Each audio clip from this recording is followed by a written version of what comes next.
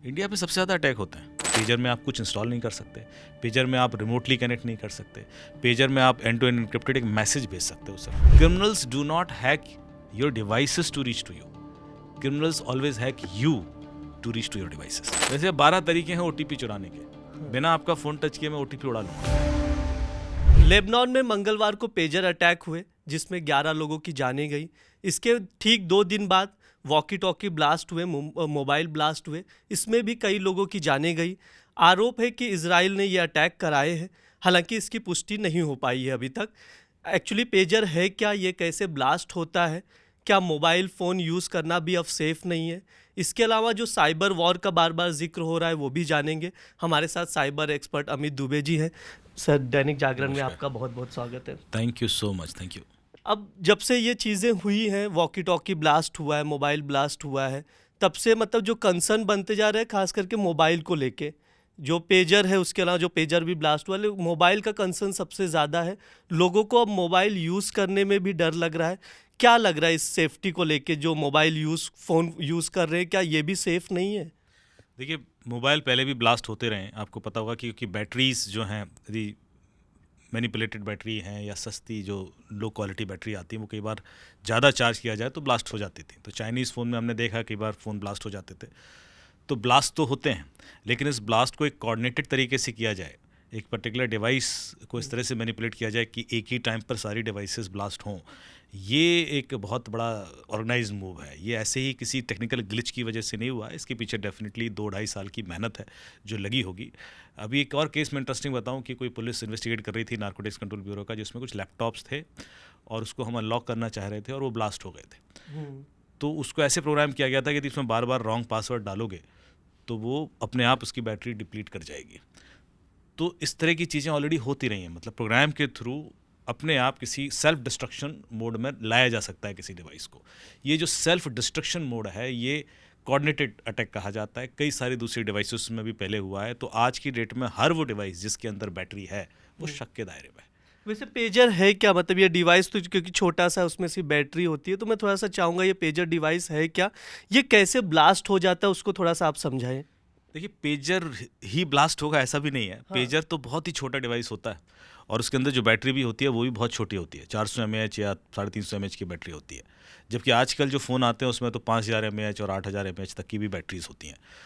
तो इनमें खतरे ज़्यादा हैं जिसमें ज़्यादा बैटरी होगी, क्योंकि इसमें आप कुछ भी इंट्रोड्यूस कर सकते हैं। तो संभावना ये जताई जा रही है क्योंकि सिर्फ बैटरी ब्लास्ट नहीं हुई है, बैटरी के अंदर डेफिनेटली कोई इन्फ्लेमेबल या कुछ ऐसा ज्वलनशील पदार्थ था जिसकी वजह से ब्लास्ट हुआ और वो बैटरी उस हिसाब से बनाई गई थी। अभी मैं एक रिपोर्ट भी पढ़ रहा था तो उसमें पता चला कि सिर्फ 3 ग्राम ही, मतलब जो रिपोर्ट आ रही मीडिया उसमें 3 ग्राम ही विस्फोटक पदार्थ था।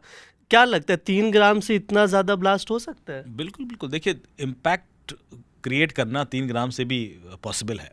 वो कौन सा पदार्थ है उससे बहुत कुछ फ़र्क पड़ता है, लेकिन उसको ब्लास्ट कराने के लिए 3 लेवल पर कंप्रोमाइज़ करने की ज़रूरत है। सिर्फ बैटरी चेंज करने से नहीं होगा, सॉफ्टवेयर भी चेंज करना होगा।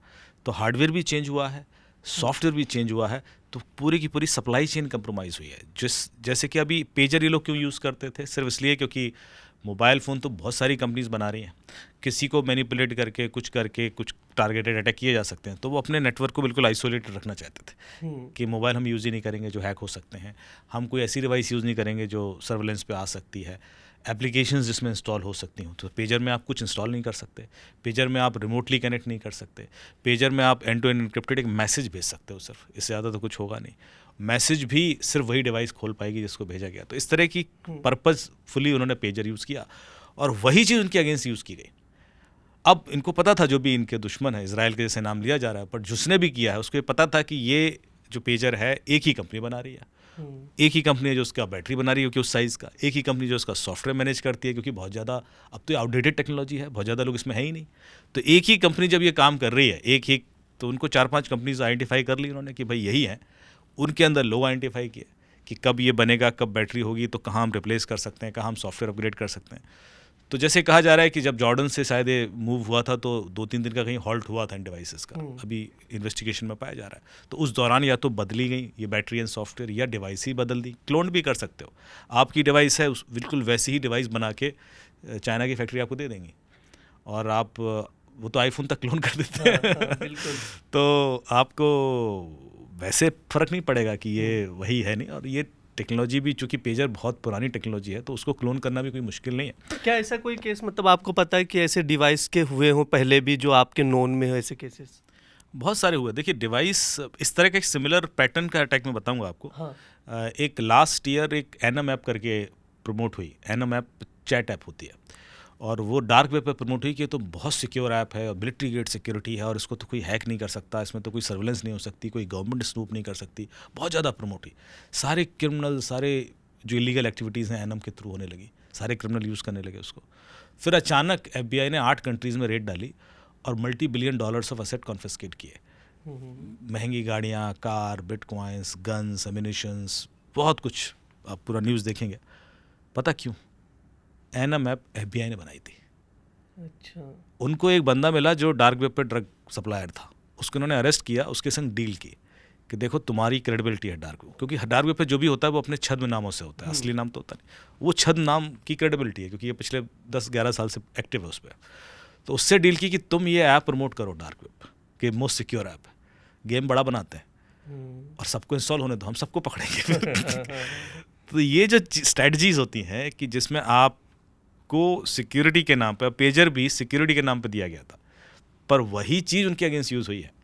कई सारी ऐसी ऐप्स हैं, VPNs हैं, भाई लोग अपने आप को छुपाने के लिए VPN यूज़ करते हैं, यार ये वाला पुट ऑन VPN यूज़ कर लो, ये वाला कर लो, वो उसी वजह से पकड़े जाते हैं। अच्छा। कोई भी कंपनी VPN क्यों यूज़ करते हैं लोग? अपने आप को छुपाने के लिए कि अपना IP एड्रेस किसी दूसरे देश का हो जाए, पाकिस्तान का हो जाए, जर्मनी का हो जाए, नीदरलैंड का हो जाए, ताकि मैं इलीगल चीज़ें कर सकूं, ताकि मैं कुछ ऐसी चीज़ें एक्सेस कर लूं जो इंडिया में बैन है, या जिस भी कंट्री में मैं हूं वहाँ बैन है। मान लो मैं दुबई में हूं और व्हाट्सएप बैन है, तो मैं VPN यूज़ करूँगा और व्हाट्सएप चलने लगेगा।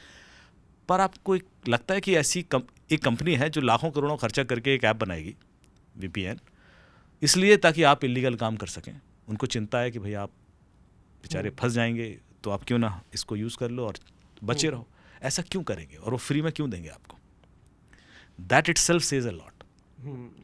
वैसे साइबर वॉर का भी जिक्र हो रहा है, मैं बार बार जानना चाहूँगा कि साइबर वॉर कहा जा रहा है, इसे इलेक्ट्रॉनिक वॉर भी कहा जाए। इससे पहले भी बहुत सारी घटनाएं हुई हैं, क्या लग रहा है आपको? सऊदी अरामको में कोऑर्डिनेटेड ड्रोन अटैक्स हुए थे, स्वाम अटैक बोलते हैं उसमें।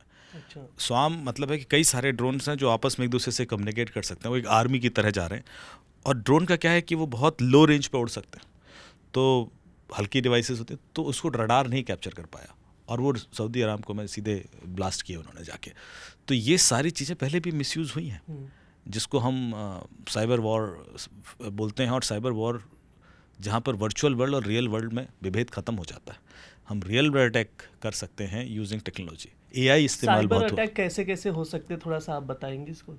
देखिए, साइबर अटैक तो हम अभी तक जो माइंडसेट बना के चलते थे कि हमने किसी का डिवाइस हैक कर लिया, किसी का डेटा चुरा लिया, किसी के पैसे चुरा लिए, किसी का इस तरह से परेशान कर दिया कि वो, हम लोग भी नॉर्मली यही समझते हैं, यही केसेस भी देखते हैं। पर आप ये देखो कि मैं बहुत तरीके से, नॉर्मली इसको हम बोलते हैं CIA वेक्टर, कि किसी को भी हम 3 तरीके से परेशान कर सकते हैं। Confidentiality, integrity and availability, 3 challenges हैं। मैं आपका डेटा चुरा लूँ, कॉन्फिडेंशियलिटी ब्रीच कर दी। इंटीग्रिटी, मैं आपका डेटा चुराऊंगा नहीं, वहाँ चेंज कर दूंगा रिमोटली।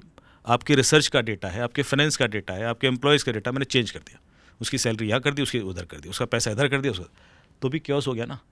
और अवेलेबिलिटी, मैं ना चुरा पा रहा हूँ ना उसको चेंज कर पा रहा हूँ, पर मैं उसकी अवेलेबिलिटी आप ही के लिए बंद कर दूंगा, आप ही ने उसको एक्सेस नहीं कर पाओगे। आपका बैंक अकाउंट मेरे पास है, मैं उसमें रॉन्ग पासवर्ड डाल दूँ कुछ 5-10 बार, तो आपका बैंक अकाउंट 24 घंटे के लिए फ्रीज हो जाएगा आप ही के लिए। ये मैंने अवेलेबिलिटी चैलेंज किया। मैं आप ही का सिम ब्लॉक करा दूं आपके लिए, पता है कैसे कर सकते हैं? तो ये सारे सिम्टम्स हैं कि आप ही की चीज़ अचानक से, आपका डेबिट कार्ड ब्लॉक हो गया, अब आप घबरा रहे हो कि यार मेरा क्यों हो गया, या आपका लैपटॉप यहाँ पड़ा था, मैंने फटाफट उसमें कुछ बार रॉन्ग पासवर्ड डाला और ब्लॉक कर दिया, या मोबाइल लॉक कर दिया, मोबाइल में रॉन्ग पासवर्ड डालोगे लॉक कर दिया, पड़ा हुआ है 2 मिनट छोड़ के गए आप, अब आप परेशान हो गए ना एक दिन के लिए। इस चीज़ को बोलते हैं अवेलेबिलिटी चैलेंज। तो हर तरीके से क्रिमिनल साइबर स्पेस में आपके लिए क्योस क्रिएट कर सकता है। जो डेटा है या वो तो अलग चीज़ है, लेकिन सिंपल चीज़ें भी आपके लिए बड़ी खतरनाक हो जाती है। वैसे जंग वंग के दौरान मोबाइल भी हैक कर लेते, वो कैसे होता है सब पूरा? देखिए, मोबाइल हैक को जिस तरह से हम यूज़ करते हैं कि कोई बाहर बैठ के खट से कर लेता होगा, ऐसा नहीं होता है। नॉर्मली मल्टी स्टेप प्रोसेस होता है। पहला एक स्टेप होता है, इसको हम बोलते हैं रिकॉनिसेंस, जिसमें हम आपके बारे में सब कुछ पता करते हैं कि ये बंदा है क्या, इसका बैकग्राउंड क्या है, इसकी एजुकेशन कहाँ हुई, इसकी वीकनेसेस क्या हैं, इसके स्ट्रॉन्ग पॉइंट क्या है, सोशल मीडिया पे कैसा है, क्या इसकी आइडियोलॉजीज हैं, सब कुछ निकाल लेते हैं और ये बड़ा आराम से निकल आता है। जब रिकॉन हो जाता है तो उसके बाद हम अटैक वेक्टर तैयार करते हैं कि अब इसको कैसे फंसाया जाएगा, फिर उसी हिसाब से उसको लिंक भेजा जाएगा या कुछ बातचीत में लगाया जाएगा, या आपका एक दोस्त होगा जो फेसबुक पे मुझे मिल गया कि आपका एक दोस्त है सिंगापुर में रहता है, मैं उसका क्लोन प्रोफाइल क्रिएट करूंगा, उससे आपको फ्रेंड रिक्वेस्ट भेजूंगा। अब आपको बहुत दिन पुराना दोस्त है, अचानक एक्सेप्ट कर लोगे, वेरीफाई नहीं करोगे, फिर बातचीत करूंगा, क्रेडिबिलिटी बिल्ड करूंगा, फिर हैक करूंगा। तो इसके लिए बहुत धैर्य की ज़रूरत होती है कि कैसे आपको, और ऐसा नहीं 10-12 तरीके से आपको अटैक किया जा रहा होगा, एक ही नहीं, इसमें से एक चली जाएगा तो आपको नहीं पता होगा कब आप ट्रैप हो जाओगे। Criminals do not hack your devices to reach to you. Criminals always hack you to reach to your devices. वो सीधे डिवाइस को आपके बिना नहीं टच कर सकते क्योंकि आप ही कंट्रोल कर रहे हो। पहले आपका दिमाग हैक करेंगे, आप ही फिर गलतियां करना शुरू करोगे। जैसे 12 तरीके हैं OTP चुराने के, बिना आपका फ़ोन टच किए मैं OTP उड़ा लूँगा। अब आप जब मैं तरीके बताऊँगा तो सोचिए तो मैं भी कर सकता हूँ, लेकिन मुझे आपसे डिवाइस को हैक करने की जरूरत नहीं, आप खुद ही हैक करवा दोगे वो डिवाइस मैनुअली। हाँ, क्योंकि मैं सिचुएशन ऐसी क्रिएट कर दूंगा। मैं आपको एक फ़ोन करता हूँ कि द्विवेदी जी, आपको अमित ने आपका नंबर दिया है और आपको एक इवेंट में बुलाना है, आप तो आपको जैसे एक भरोसे का नाम लिया गया है, आप उस पर विश्वास कर लेंगे, आप बातचीत शुरू कर देंगे। 20 सेकंड के बाद बोलेगा Dwivedi ji, I think Amit is also calling you, आप एक काम कीजिए, कॉल मर्ज कर दीजिए, हम तीनों आपस में बात कर लेते हैं, because we have invited him as well. अब आप कोई कॉल आ रहा होगा, आप कहोगे यार ये अमित का नंबर नहीं, उनका VIP नंबर है, मर्ज कीजिए ना, अभी हम बात करते हैं, थोड़ा सा अर्जेंसी, आपने मर्ज किया, जैसे आप मर्ज करेंगे आपके अकाउंट से पैसे निकल जाएंगे, या आपका व्हाट्सएप हैक हो जाएगा, या आपका फेसबुक गूगल कुछ हैक हो जाएगा। पता क्यों? आपने OTP नहीं दिया, आपने लिंक क्लिक नहीं किया, आपने QR कोड स्कैन नहीं किया, आपने कोई ऐप इंस्टॉल नहीं की, आपने 2 इनकमिंग कॉल मर्ज किए हैं, फिर क्यों हैक हुआ? क्योंकि आजकल OTPs कॉल पे भी आते हैं। वो जो दूसरा कॉल आपको उस समय आया वो आपके OTP का कॉल था। आपने जैसी कॉल मर्ज किया, क्रिमिनल ने वो OTP सुन लिया, he was ready to apply, he applied and boom. इसमें क्या साइंस है? तो इतने सिंपल तरीके हैं जिससे आपका OTP निकल जाता है। ऐसे 12 तरीके ऑलरेडी हैं, मार्केट में चल रहे हैं। तो जिस हैकिंग होती है, डेफिनेटली जो हाई एंड हैकिंग होती है, उनको फिर हम जो कॉम्प्लिकेटेड सर्वर्स हैं, जैसे कोई क्रिटिकल इंफ्रास्ट्रक्चर्स, एनर्जी सेक्टर, जैसे पावर ग्रिड पर अटैक हुआ मुंबई का, लाइट चली गई 3 दिन के लिए, उसके लिए हमने देखा जब इन्वेस्टिगेशन करके तो पता पड़ा कि चाइना से हुआ था, रूट कॉज निकाला था उसका, क्योंकि उसमें एक वल्नरेबिलिटी थी सिस्टम में जो एक्सप्लॉइट की गई। जैसे कि अभी माइक्रोसॉफ्ट का सर्वर डाउन हो गया था तो एक वल्नरेबिलिटी थी क्राउड स्ट्राइक की जो एक्सप्लॉइट हुई थी। या जितने भी बड़े होते हैं तो इस तरह की कमजोरियां ऑलरेडी डार्क वेब पे आती रहती हैं जो हैकर्स हैं, और वो अनाउंस करते हैं कि ये है। एक आखिरी सवाल है कि जो साइबर अटैक्स हो रहे हैं तो इंटरनली जो मतलब अभी जो इंडिया में हो रहे हैं वो ठीक है, लेकिन बाहरी जो अटैक हो रहे हैं साइबर में, क्या लग रहा है इंडिया को भी खतरा है इससे? इंडिया पे सबसे ज़्यादा अटैक होते हैं। India is one of the top victims of such attacks. मतलब जितने अटैक ग्लोबली होते हैं 15 से 16 लाख अटैक पर ईयर हम लोग फेस करते हैं, ऐसे जो सेंसिटिव अटैक हैं। जो हमारा centre of emergency response team है CERT, उसके अंदर एक डैशबोर्ड है जिसमें मॉनिटर किया जाता है कि किस इंफ्रास्ट्रक्चर पर कितने अटैक हो रहे हैं, लाइव डिफेंड किया जाता है, तभी हमें न्यूज़ में नहीं आता। उसमें से एक आध कभी कोई सक्सेसफुल हो जाता है तो न्यूज़ में भी आ जाता है, लेकिन 99.99% अटैक तो हम प्रोटेक्ट ही करते हैं। तो बहुत अच्छा डिफेंस है। इंडिया की रेटिंग टॉप 10 में आती है जो डिफेंड कर पाते हैं इस तरह के अटैक। लेकिन हमारे ऊपर बहुत अटैक होते हैं, हर दिन होते हैं, और सिस्टम्स कंप्रोमाइज़ भी होते हैं, डेटा भी लीक होता है।